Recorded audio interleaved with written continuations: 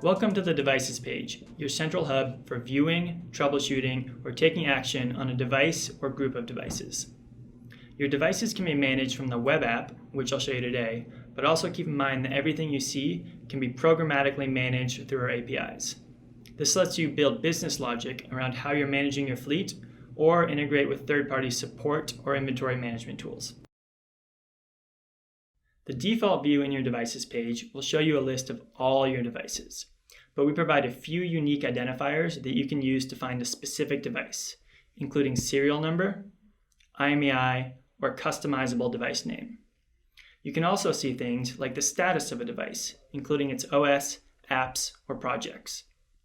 Showing out of date simply means that a deployment has been made to the group that device is in, but that specific device has not yet downloaded the package. So in this example, we can see that a new project has been deployed to the Patient Engage prod group, but this device has not yet downloaded the package. There's a few reasons that this might happen, but the most common one is a loss of connectivity. To find out more reasons why this might not happen, check out our documentation.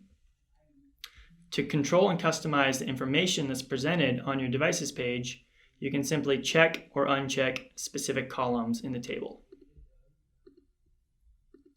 To filter down your device list a little bit more, you can search by things like IMEI, serial number, or device name, or you can filter by a specific group.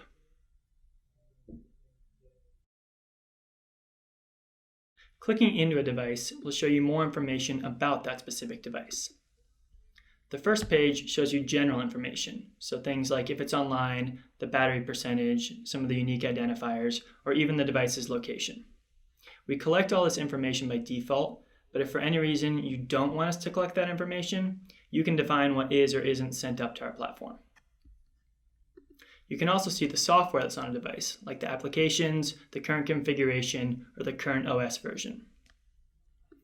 The Connectivity tab shows you information about the SIM cards in a device, what Wi-Fi network it's connected to, or what Bluetooth peripherals are connected to the device. You can also see how specific apps are using cellular or Wi-Fi data. Lastly, you can take action on a specific device remotely. So you can ping a device, force it to check for updates, or take more sensitive actions like rebooting a device, shutting it down, wiping the data, or refurbishing it.